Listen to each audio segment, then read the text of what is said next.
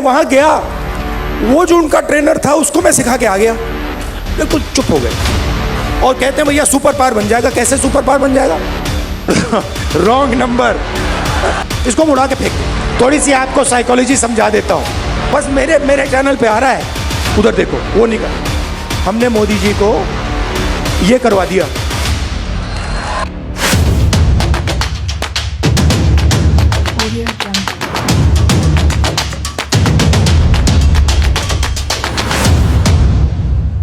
मित्रों, आप सबका यहाँ बहुत बहुत स्वागत, नमस्कार। सबसे पहले आपका बहुत बहुत धन्यवाद कि आप सब यहाँ डिस्कशन के लिए आए, मेरी बात सुनने आए। इसके लिए आपको पहले ही मैं धन्यवाद करना चाहता हूँ। कुछ दिन पहले मैं रायबरेली गया था और वहाँ मुझे मोची की दुकान दिखी, तो मैं वहाँ रुक गया। मैं उनके पास जाके बैठ गया, समझना चाहता था ये कर क्या रहे हैं। बातचीत हुई और मैं उनको देख रहा था। मोची हैं, हाथ में अनलिमिटेड स्किल थी उनकी, मतलब 30-40 साल का एक्सपीरियंस था। मैंने वो जूता लिया, मैंने बनाने की कोशिश की, वो मतलब सवाल ही नहीं उठता। मतलब मुझे 1-2 साल लग जाएंगे मतलब शुरू करने में। बातचीत हुई, मैंने पूछा क्या हो रहा है, कैसे चल रहा है। उन्होंने कहा ये जो मेरा बेटा है ये पहले मेरे साथ काम करता था, अब नहीं करता है। और फिर उन्होंने मुझे बोला कि राहुल जी, मेरी लाइफ में सिर्फ एक व्यक्ति ने, मेरे पिता ने मेरी रिस्पेक्ट की है और किसी ने मेरी रिस्पेक्ट नहीं की, और ये सब लोग मेरा मजाक उड़ाते हैं। तो मैंने कहा, उनसे कहा कि तुम्हें मालूम कैसे कि मजाक उड़ाते हैं? नहीं, कभी कभी तो मुझे सीधा बोल देते और कभी कभी दूसरे लोग मुझे आके कहते हैं। मैं जब जा रहा था मैं सोच रहा था, इतना हुनर है, इतनी स्किल है और किसी से इनको इज्जत नहीं मिल रही है।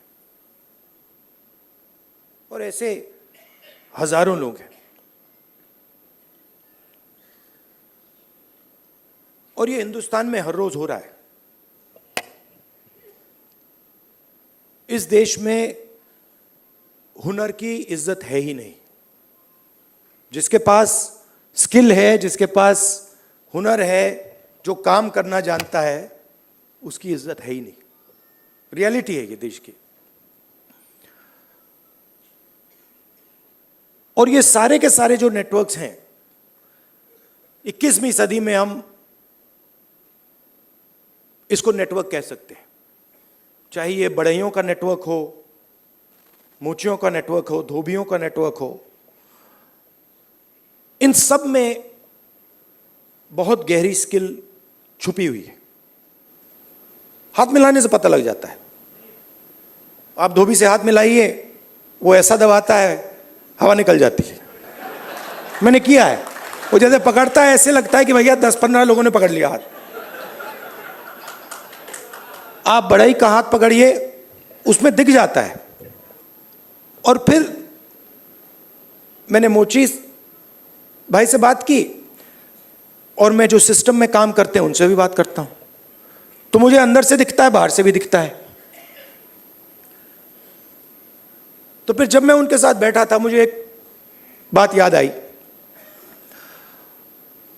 यूपीए की सरकार थी और स्किल डेवलपमेंट मिशन यूपीए के सरकार ने शुरू किया। मतलब उसमें एक नए व्यक्ति को चीफ बनाया और उन्होंने मुझसे टाइम मांगा, तो मैंने कहा मिल लेता हूं। तो आए। टाटा कंपनी के लिए काम करते थे। आए, बैठे और उन्होंने मुझे, इंजीनियर थे शायद, उन्होंने मुझे हिंदुस्तान की जो स्किल डेवलपमेंट है उसके बारे में उन्होंने बोला। और मैं सुना, आधा घंटा बोले। कि हम ITI बनाएंगे, ITI में लोगों को ट्रेनर बनाएंगे, ये पूरा उन्होंने डिस्कशन किया। मैं सुन रहा था और फिर मैंने उनसे सवाल पूछा। मैंने कहा देखिए, आप ITI में ट्रेनर लाते हो, वो बढ़ई को कारपेंट्री सिखाता है, प्लम्बर बनाता है, मगर आपने एक बात कभी सोची? कहते हैं क्या? कि आप कह रहे हो स्किल डेवलपमेंट, मगर हिंदुस्तान में स्किल की तो कोई कमी नहीं है। मतलब आप ITI में बढ़ई तैयार कर रहे हो, मगर हिंदुस्तान में लाखों बढ़ई हैं, उनसे आप क्यों नहीं ट्रेनिंग कराते?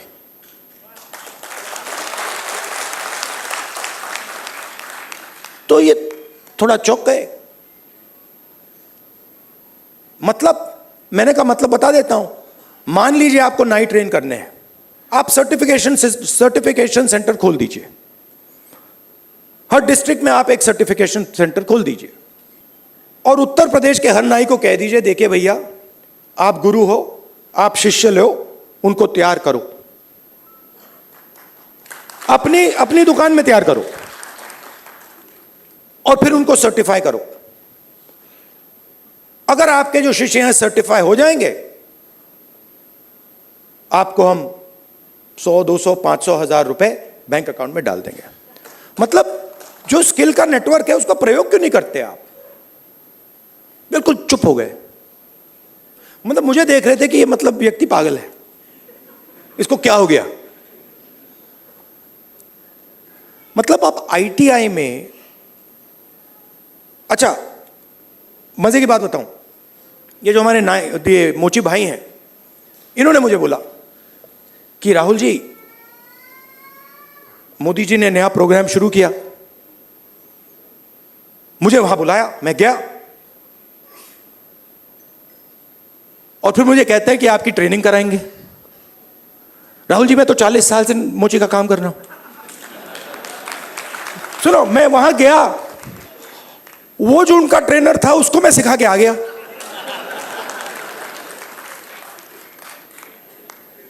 तो बात क्या है? चाहे नाई हो, बढ़ई हो, प्लम्बर हो, धोबी हो, मोची हो, किसान हो, नॉलेज इनके हाथ में है, मगर सिस्टम इनसे कोई बात ही नहीं करता। सिस्टम दूसरे डायरेक्शन पे चल रहा है। आपने ITI बना दी, हमारी सरकार ने बनाई, मगर उसका जो नॉलेज सिस्टम है उसका तो कोई कनेक्शन ही नहीं है। तो मैंने उनसे कहा, देखो मैं आपको बताता हूं, अगर आपने नाई ट्रेन करने हैं, मान लो आपने हिंदुस्तान में 10 लाख नाई ट्रेन करने हैं, आप हिंदुस्तान के नाइयों को पकड़ो और कहो भैया आप ट्रेन करो। 6 महीने में 10 लाख नाई आपके सामने आ जाएंगे और कोई ज्यादा पैसा भी नहीं लगेगा, मगर ना। तो हो क्या रहा है? गाड़ी का इंजन होता है ना, उसमें सिलेंडर होते हैं। मोटरसाइकिल में कभी 1 सिलेंडर होता है, 2 सिलेंडर की होती है, ट्रक 8 सिलेंडर की, 10 सिलेंडर की होती है। हिंदुस्तान में, मान लो हिंदुस्तान के इंजन में 10 सिलेंडर है, काम सिर्फ 1 सिलेंडर कर रहा है। मतलब 90% लोग बाहर बैठे हुए हैं और देख रहे हैं, और उनकी सिस्टम में कोई भागीदारी नहीं। उनके सिलेंडर में ना पेट्रोल मिलता है, ना मेंटेनेंस होती है, ना कोई चेकिंग होती है। 1 सिलेंडर छोटा सा टक टक टक टक टक टक टक टक चल रहा है। कह रहे हैं भैया दुनिया में, और कहते हैं भैया सुपर पावर बन जाएगा। कैसे सुपर पावर बन जाएगा? 90% लोग सिस्टम के बाहर बैठे हुए हैं, हुनर उनके हाथ में है, स्किल उनके हाथ में है, ज्ञान उनके हाथ में है, उनका कोई कनेक्शन ही नहीं है। तो इसीलिए हमने जाति जनगणना की बात उठाई है और थोड़ा कंफ्यूजन है। देखिए, बीजेपी के लोग कह रहे हैं कि भैया देखो हम जाति जनगणना करेंगे, उसमें ओबीसी का सेक्शन दे देंगे। जाति जनगणना, सबसे पहले सिर्फ वहां ओबीसी लिखना का कोई मतलब नहीं है। अलग अलग अलग कम्युनिटीज हैं, हम हर कम्युनिटी की लिस्ट चाहते हैं, पहली बात। दूसरी बात, हमारे लिए यह सिर्फ सेंसस नहीं है, हमारे लिए यह पॉलिसी मेकिंग का फाउंडेशन है, मतलब नींव है। और हम सिर्फ जाति जनगणना की बात नहीं कर रहे हैं, मैं यहां क्लियरली कहना चाहता हूं, जाति जनगणना से सिर्फ आबादी पता लगेगी, वो बहुत जरूरी कदम है, क्योंकि भागीदारी से पहले आबादी के बारे में पता होना पड़ेगा, क्योंकि भागीदारी तक हम बिना आबादी के तो पहुंच ही नहीं सकते। मगर आबादी लास्ट कदम नहीं है। आप ये मत सोचिए कि आइडिया ये है कि भैया जाति जनगणना हो गई, उसमें सबकी गिनती हो गई और बात वहां खत्म हो जाएगी। नहीं, ये मेरा विजन नहीं है, ये पहला कदम है। मेरा विजन है कि हिंदुस्तान में धन किस प्रकार से बांटा जा रहा है,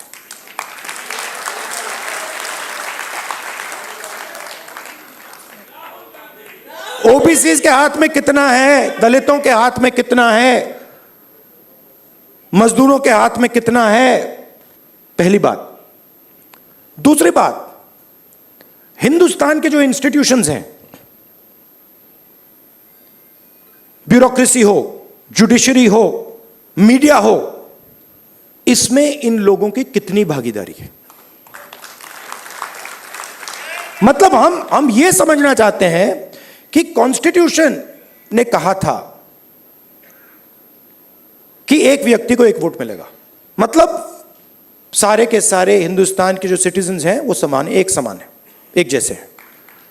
तो हम ये पूछ रहे हैं कि अब 70 साल हो गए, कॉन्स्टिट्यूशन हमारे सामने है, इसका समाज पर इफेक्ट पड़ा है, हां या ना, और कितना पड़ा है?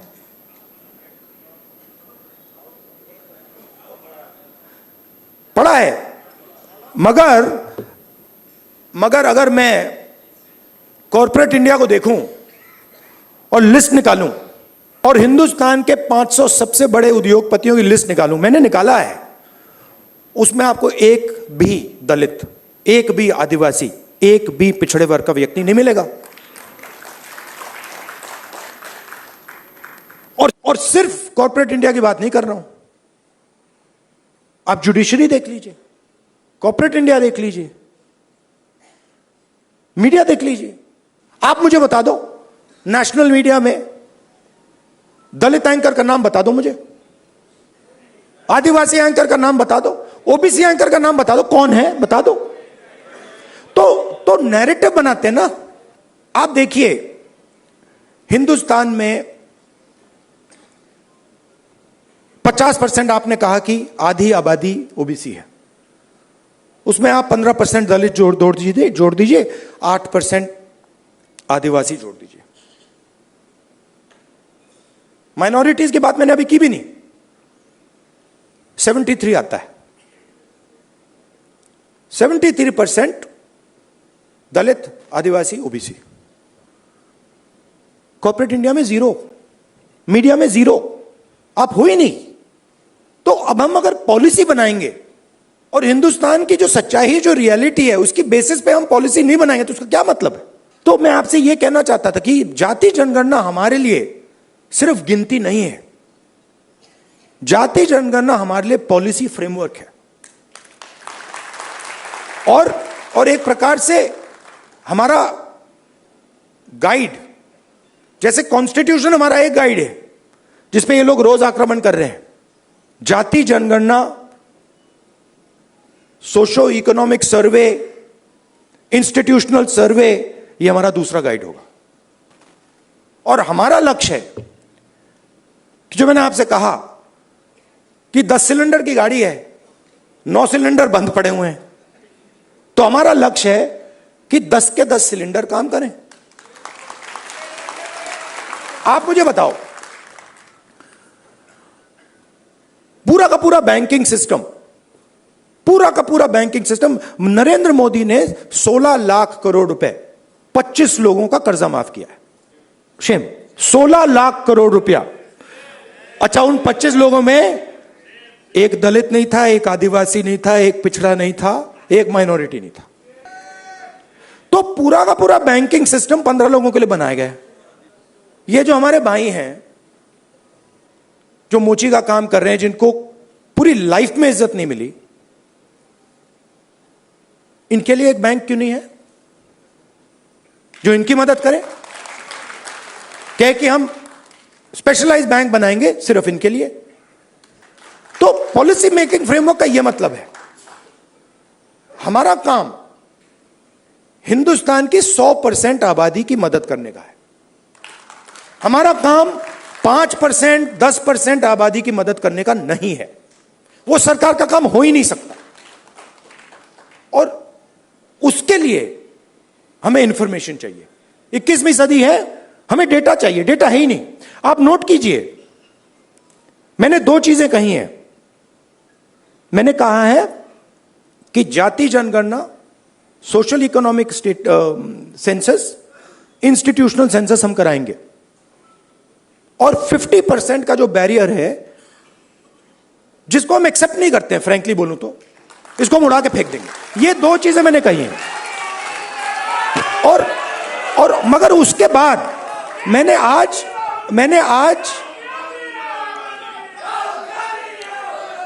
तक, सुनिए, आज तक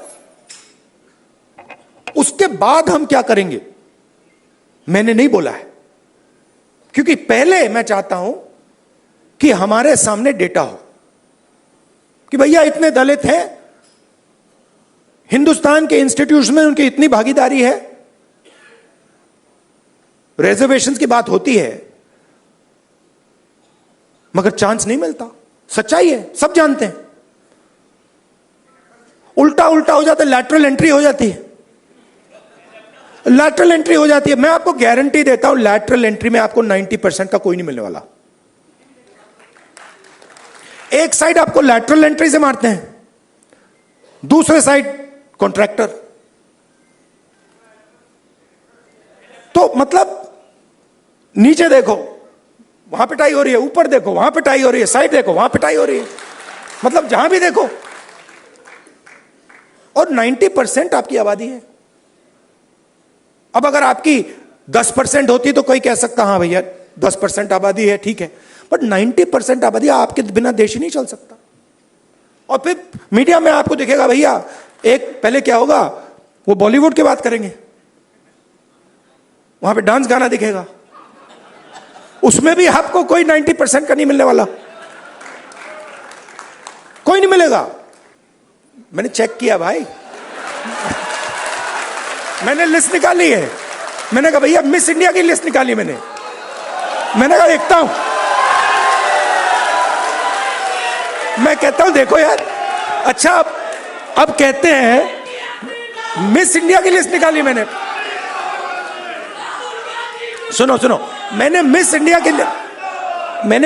की लिस्ट निकाली। कहा ठीक है देखते हैं। मतलब माइनॉरिटी भी 90% में आती है मैडम, आप भी शामिल हैं। और आपको और शायद जो आपके साथ हो रहा है वो सबसे ज्यादा खराब है। मतलब आप पर तो डायरेक्ट आक्रमण हो रहा है, राइट? मगर आप भी 90% में हैं। तो मैंने लिस्ट निकाली मिस इंडिया की। मैंने कहा भैया इसमें तो होगा, मतलब एक दलित महिला तो होगी, एक आदिवासी महिला तो होगी। ना दलित है, ना आदिवासी, ना ओबीसी, कोई नहीं। तो डांस गाना चलेगा वहां पे, कोई क्रिकेट की बात करेगा, कोई बॉलीवुड की बात होगी, किसानों की बात नहीं होगी, मजदूरों की बात नहीं होगी। आपने कभी मीडिया में मोची का इंटरव्यू देखा है? बस मेरे चैनल पे आ रहा है और किसी चैनल पे नहीं आ रहा। आप चाहे मोची हो, बढ़ई हो, प्लम्बर हो, धोबी हो, कभी नहीं दिखेंगे। और ये देश को चलाते हैं लोग। और फिर मीडिया में कहते हैं भैया मोदी जी गले लग गए, सुपर पावर बन गया। कभी वो यूक्रेन भागेंगे, कभी रूस भागेंगे, वो कभी गले लगेंगे, और फिर भैया सुपर पावर बन गया, सुपर पावर बन गया। मतलब कैसे बन गया? 90% लोग मतलब शामिल ही नहीं है उसमें, बेरोजगार हैं, भूख लग रही है। तो पूरा का पूरा मतलब डिस्कशन वही 10-15 लोगों में होता है, वही एंकर हैं, वही एक्सपर्ट हैं, वो 5-6 लोग हैं, वही बात बोलते रहते हैं एक दूसरे से, और बाकी हिंदुस्तान देखता रहता है। इसलिए ऐसे डिस्कशन बहुत जरूरी है कि भाई 90% क्या सोच रहा है, क्या हो रहा है, क्या इश्यूज हैं, क्या मुद्दे हैं। अच्छा, आप एक और बात नोट कीजिए, किसी की टांग टूटती है, वो कहता है भैया मैं अस्पताल में जाके एक्सरे करना चाहता हूं। कभी कोई उससे कहता है नहीं नहीं करो एक्सरे? कभी नहीं, कोई नहीं कहेगा ना कि भैया एक्सरे मत करो। वो चिल्ला रहा है कि भैया मेरी टांग टूटी है, लोग कह रहे हैं नहीं एक्सरे मत करो, नहीं। बट यहां ये हो रहा है, मैं कह रहा हूं जाति जनगणना करना है, एक्सरे करना है, सारी मीडिया वाले कह रहे हैं नहीं करना है। क्यों नहीं करना है? मतलब हमने उसके बाद एक शब्द नहीं बोला क्या करेंगे, हमने सिर्फ यह बोला कि भैया हमें डेटा चाहिए। दलित कितने हैं, आदिवासी कितने हैं, माइनॉरिटीज कितने हैं, जनरल कास्ट के लोग कितने हैं, गरीब जनरल कास्ट के लोग कितने हैं, और कौन सी संस्थाओं में बैठे हैं, बिजनेस में कितने हैं, बॉलीवुड में कितने हैं, मिस इंडिया में कितने हैं। बस हम पता लगाना चाह रहे हैं। सारे के सारे मीडिया वाले, मोदी जी कहते हैं नहीं भैया पता नहीं लगाओ, देश को बांट रहे हो। भाई 90% की हम बात कर रहे हैं, आप कह रहे हो देश को बांट रहे हैं। कैसे देश को बांट रहे हैं? मतलब हम सिर्फ ये कह रहे हैं कि भैया 90% लोगों के पास भागीदारी है, हां या ना, चेक करो। कहते हैं नहीं देश को बांट रहे हो। तो जो भी संस्थाएं हैं, इलेक्शन कमीशन हो, मीडिया हो, फ्री मीडिया हो, जुडिशरी हो, ये सारी की सारी संस्थाएं कहां से आई? ये इधर से आई। आप इसको मिटा दो तो हिंदुस्तान में एक संस्था नहीं बचेगी। कोई इलेक्शन कमीशन नहीं बचेगा, कोई रिजर्वेशन नहीं बचेगा। जो आपने कहा कि कॉन्स्टिट्यूशन से फायदा मिला, वो 5-10 साल में सब खत्म हो जाएगा। तो जाति जनगणना जो है वो इसको मजबूत करने का काम है। ये आप समझिए, कॉन्स्टिट्यूशन की रक्षा हम कर रहे हैं जाति जनगणना के थ्रू। क्यों? क्योंकि इसको 10% ने नहीं बनाया है, इसको 100% ने बनाया है। और मैं यह भी कहना चाहूंगा कि इसकी सबसे ज्यादा रक्षा आप लोग करते हो। इसकी रक्षा गरीब करते हैं, किसान करते हैं, मजदूर करते हैं, दलित, आदिवासी, पिछड़े लोग, गरीब जनरल कास्ट के लोग इसकी रक्षा ये करते हैं। अदानी जी इसकी रक्षा नहीं करते।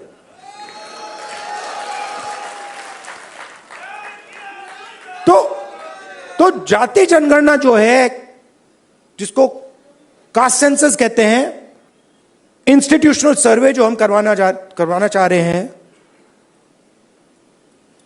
इकोनॉमिक सोशल सर्वे जो हम कराना चाह रहे हैं, वो सब इसकी रक्षा है। क्योंकि मुझे लगता है कि अगर हमने 90% को भागीदारी नहीं दी और 90% को हमने हिंदुस्तान के स्ट्रक्चर में शामिल नहीं किया, तो यह नहीं बचेगा। तो इसीलिए यह पैरेलल ट्रैक है। मुझसे किसी ने पूछा, आप संविधान की बात कर रहे हो और आप जाति जनगणना की बात कर रहे हो और आप रिजर्वेशन को 50% से बढ़ाने की बात कर रहे हो। मैंने कहा ये तीनों एक ही चीज है। ये दोनों जो चीजें हैं इसको बचाने की है। क्योंकि अगर हम देश में 90% लोगों को भागीदारी नहीं देंगे तो ये नहीं बचने वाला। और हमारा लक्ष्य इसको बचाने का है। ये हिंदुस्तान के गरीब लोगों का प्रोटेक्शन है। किसानों का, मजदूरों का ये प्रोटेक्शन है। इसके बिना जैसे पहले होता था राजा महाराजा के टाइम में, जो मूड में आता था कर देते थे। वो मोदी जी मॉडल चलाने की कोशिश कर रहे हैं, महाराजा वाला, वो शहंशाह वाला मॉडल। हमने मोदी जी को यह करवा दिया।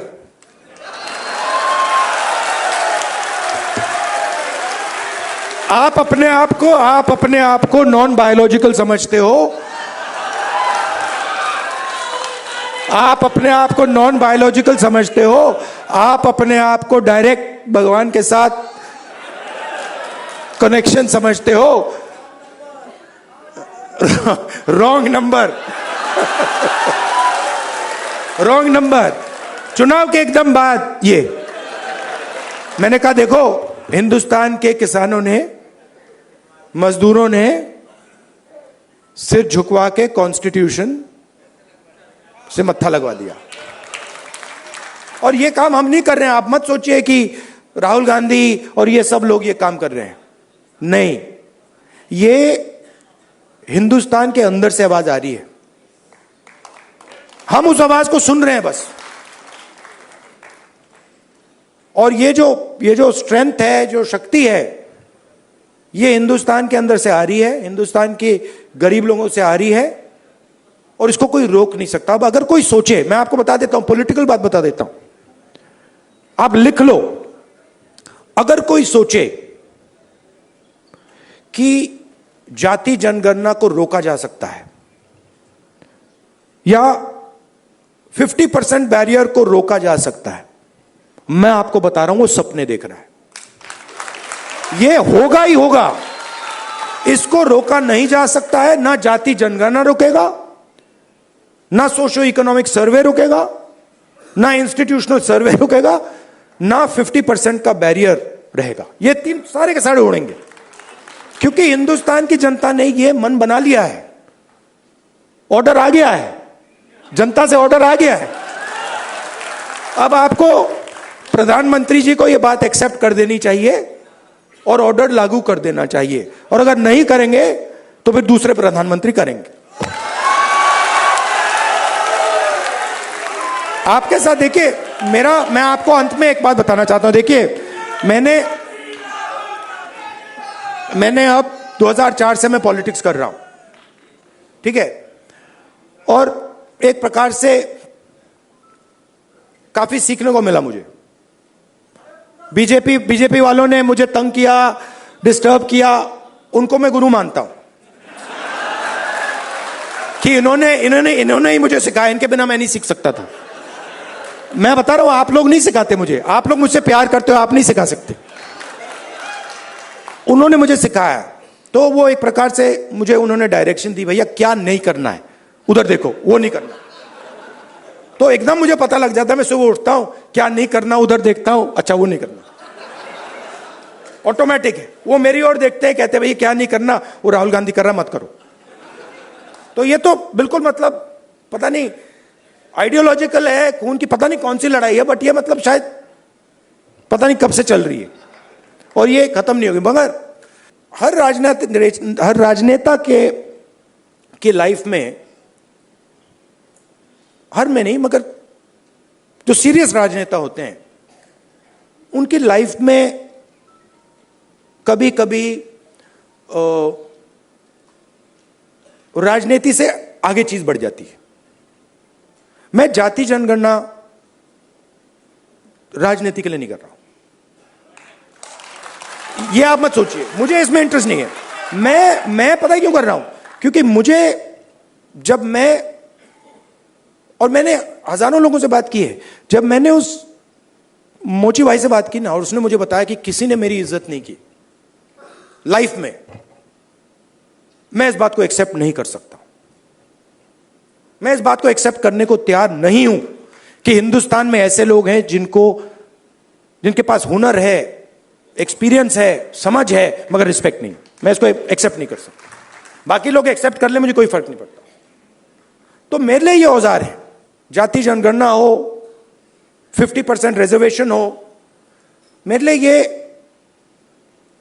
जो हिंदुस्तान के जो आत्मा है, 90% जिसको मैं कहता हूं, गरीब लोग हैं, किसान हैं, उनको इस देश में शामिल करने के औजार है। और मेरे लिए ये मिशन है, मेरे लिए ये, इसमें कोई मतलब, आप देखोगे आने वाले समय में पॉलिटिकल नुकसान भी होगा तब भी करूंगा, आप देख लेना।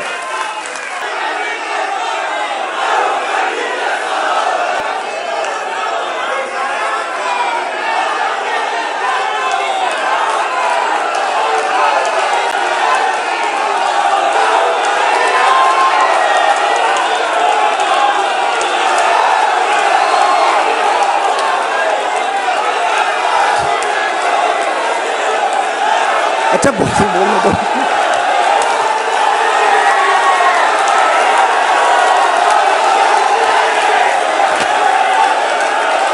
क्या बोलने तो दीजिए।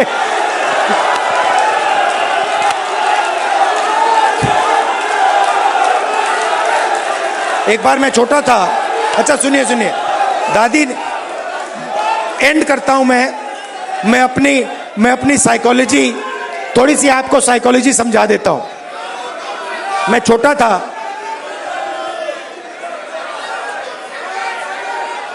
सुनिए सुनिए, थोड़ी सी मैं आपको, तो हुआ क्या, एक दिन एक जर्नलिस्ट आए मेरे पास, लव यू ब्रदर, एक जर्नलिस्ट आए मेरे पास, सीनियर जर्नलिस्ट हैं, तो वो मेरे पास आए, जो मैंने आपको अभी बोला ना, नुकसान हो जाएगा तो भी करूंगा, तो उसको समझा रहा हूं। तो सीनियर जर्नलिस्ट आए, बैठे मेरे पास, उन्होंने कहा राहुल जी, एक सेकंड भाई, आए मेरे पास सीनियर जर्नलिस्ट, और उन्होंने मुझे कहा राहुल जी, मैं पाकिस्तान के नेता थे, पता नहीं मुशर्रफ थे या नवाज शरीफ थे, मैं उनको बहुत अच्छी तरह जानता हूं, उन्होंने मुझे कहा। तो मैंने कहा, तो उन्होंने कहा कि मैं उनसे जाके मिला, और मैंने उनसे कहा कि देखिए, अगर आपने हिंदुस्तान और पाकिस्तान के बीच में पीस करवा दी तो बहुत अच्छा होगा।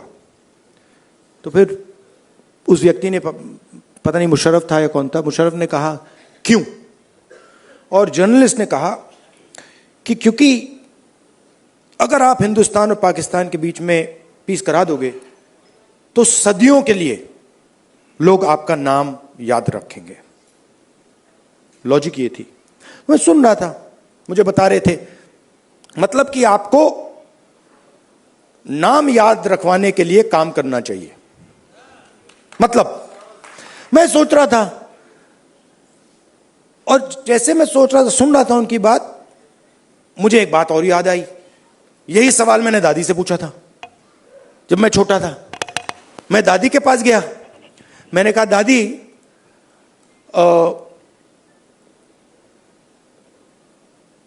जब आप मरेंगी, मरने के बाद आपको लोग कैसे याद करना चाहिए, लोगों को आप कैसे याद करना चाहिए?